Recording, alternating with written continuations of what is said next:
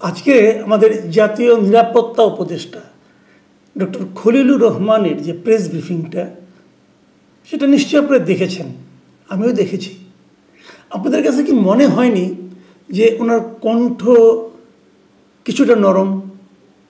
আপনাদেরকে এমন মনে হয়নি আগে যেরকম একটা জেদি ভাব ছিল, যে যা মনে করে করুক, যে যা বলে বলুক, আমাদের কাজ আমরা করব, সেই যে তার ঔদ্ধত্য বলেন, সেই যে তার দৃঢ়তা বলেন, সেটা কেন যেন আজকে আমার কাছে অনুপস্থিত মনে হয়েছিল।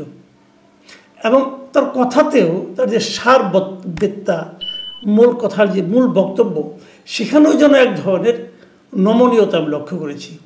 উনি কি বলেছেন সেই মানবিক করিডোর নিয়ে, যে রাখাইন রাজ্যের জন্য একটা মানবিক করিডোর দেওয়া, সেই বিষয় নিয়ে উনি কি বলেছেন আজকে, যেটা নিয়ে নাকি এর আগে আমাদের পররাষ্ট্র উপদেষ্টা বলেছিলেন যে আমাদের নীতিগত সিদ্ধান্ত হয়েছে মানবিক করিডোর দেওয়ার। সেই প্রসঙ্গে উনি যেন একদম উল্টা পথে হাঁটলেন। উনি বললেন যে করিডোর নিয়ে কারোর সঙ্গে কথা হয়নি, এবং আরও বললেন যে কারোর সঙ্গে কথা যেমন হয়নি এবং কারোর সঙ্গে কোনো কথা হবেও না।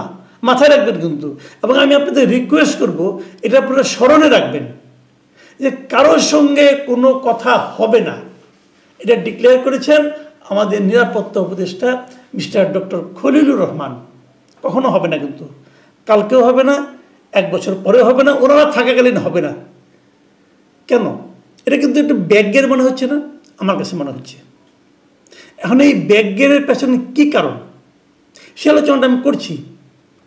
তার আগে এই আজকে যেটা সংবাদ সম্মেলনটা হয়েছে, সেখানে উনি কী বলেছেন দেখেন, আমি ওনার কথাটুকু পড়ে শোনাই।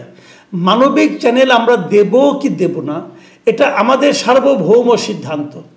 মানবিক চ্যানেল নিয়ে আমেরিকা বা চীন কারোর সাথে বাংলাদেশের উপর কোনো চাপ নাই। মানবিক চ্যানেল তৈরি হলে তার পুরো দায়বদ্ধতা থাকবে জাতিসংঘের উপর।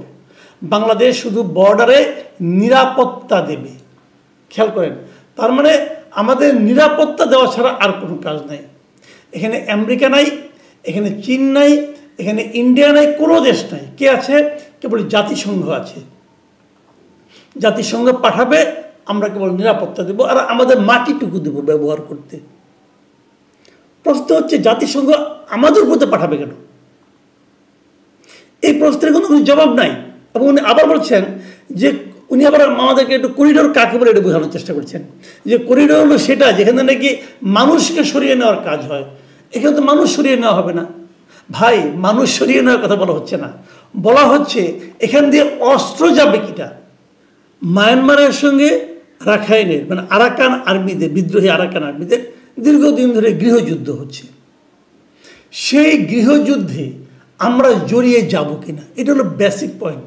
অন্য আলাপ বাদ দেন, লোক যাবে না মানুষ যাবে, এই আলোচনা কিন্তু হচ্ছে না। হচ্ছে যে রাখাইনের সঙ্গে যে মিয়ানমারের যুদ্ধ হচ্ছে, সেই যুদ্ধে আমরা জড়িয়ে যাব কিনা, জড়িয়ে যেতে চাই কিনা, দ্যাট ইজ দ্য পয়েন্ট। বাকি আলাপ তো হচ্ছে না।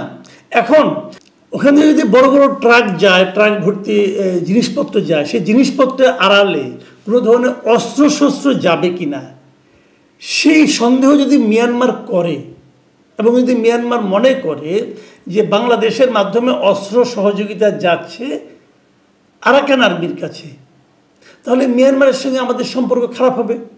সেই খারাপ হওয়ার ঝুঁকিটা আমরা নেব কিনা, এটা হচ্ছে গিয়ে বেসিক পয়েন্ট। তো সেই পয়েন্টে আলোচনা করেন। মানুষ যাবে মানুষ যাবে না এটা তো বলা হচ্ছে না। হ্যাঁ, সরকারের পক্ষ থেকে যে কথাটা বলা হচ্ছে সেটা হলো আমরা আরাকান আর্মিকে হেল্প করব, করার পর যেহেতু সীমান্তের এই দিকে মিয়ানমারের কোনো কন্ট্রোল নাই, যে আরাকান আর্মি এটা দখল করে ফেলাবে, সেখানে আমরা রোহিঙ্গাদের ফেরত পাঠাবো। প্রশ্ন হলো দুটো। 1 নম্বর প্রশ্ন হলো যে আপনি যে ফেরত পাঠাবেন তার কোনো প্রতিশ্রুতি কি ওদের কাছ থেকে পেয়েছেন? আরাকান আর্মিদের কেউ কি বলেছে আপনাকে যে আমরা এখানে রাখাইন রাজ্য প্রতিষ্ঠা করতে পারলে তোমাদের, এবং তোমরা যদি আমাদেরকে সাহায্য করো তাহলে আমরা এই রোহিঙ্গাদের ফেরত দিব? বলেছে? সেরকম তো বলে নাই, কারণ আপনাদেরকে অসুবিধা আলোচনাই করেন নাই। তাহলে বলে নাই, তাই না বললে পরে আপনি নিজে থেকে কেন এই ধরনের একটা উদ্যোগ নিতে যাচ্ছেন? এটা হলো 1 নম্বর প্রশ্ন। এবং তারা যে করবে না, এটা তো এর মধ্যেও তো আপনারা দায়িত্ব নেওয়ার পরেও তো আরও 1.5-2 লাখ রোহিঙ্গা এখানে ঢুকেছে। ফেরাতে পেরেছেন আপনি? পারেননি তো। তাহলে এইটার সমস্যার সমাধান কি? আর দ্বিতীয় কথা, আরাকান আর্মি যে রাখাইনটাকে স্বাধীন রাখতে পারবে তার কোনো গ্যারান্টি আছে? এ পর্যন্ত পৃথিবীর কোনো দেশ কি আরাকান আর্মির এই যে দখল করে আছে রাখাইন রাজ্যটাকে, রাখাইনকে একটা স্বাধীন রাজ্য হিসেবে স্বীকৃতি দিয়েছে? যদি না দিয়ে থাকে তাহলে আপনারা কাকে হেল্প করছেন? তাহলে হবে কি, এটা হতে পারে যে আপনার রাখাইন রাজ্যের এখানে যে আরাকান আর্মি একটা যুদ্ধ চালাচ্ছে স্বাধিকারের জন্য, সেই স্বাধিকার আপনি হেল্প করছেন। যদি আপনি হেল্প করেন সেটা কি আমাদের দেশের পররাষ্ট্র নীতির মধ্যে পড়ে? এই প্রশ্নগুলোর জবাব কিন্তু নেই। যে কারণেই কিন্তু আমাদের মাঝখান থেকে এই সন্দেহটা এসেছিল।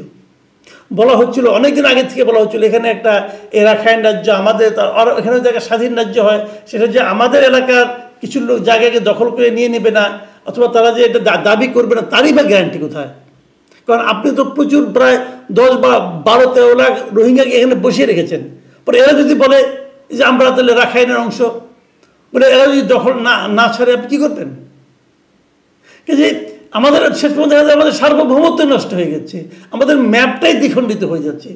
এই সমস্ত আতঙ্ক কিন্তু সাধারণ মানুষের মধ্যে থাকতেই পারে। আপনারা শেয়ার করতে পারেন, কোনো সমস্যা নেই, কিন্তু মানুষ তো এই প্রশ্নগুলো করতে পারে।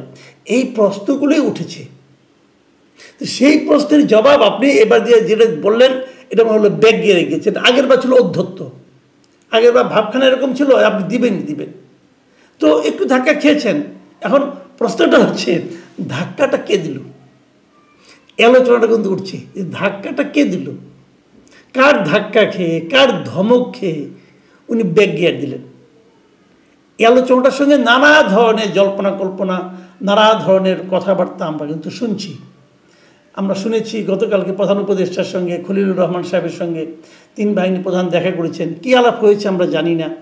আবার আজকে শুনেছি যে সেনাবাহিনী তার ঊর্ধ্বতন শীর্ষস্থানীয় সেনা কর্মকর্তাদের নিয়ে দরবারে বসেছিলেন।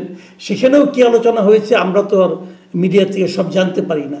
নানা রকম লিক হয়, নানা কথা বলে, রীতিমতো পয়েন্ট টু পয়েন্ট আলোচনার বিভিন্ন খবর আমরা পাই। সোশ্যাল মিডিয়ার মাধ্যমে হয়তো আপনারাও পেয়েছেন। সেগুলোতে আমি আর রেফারেন্স হিসেবে উল্লেখ করতে পারবো না, যেহেতু আমার কাছে কোনো তথ্য প্রমাণ নেই। কিন্তু কিছু তো কিছু হয়েছে, না হলে খলিল সাহেবের মতো লোক এত দ্রুত কেন ব্যাক গিয়ার দেবেন? আমি জানি না শেষ পর্যন্ত কী হবে। আরেকটা বিষয় এই সময় খুব গুরুত্বপূর্ণ, সেই জিনিসটা হলো যে নির্বাচন পেছানোর যে পায়তারা, সেটাও কি হচ্ছে কিনা, এটাও কিন্তু আমাদেরকে ভেবে দেখতে হবে।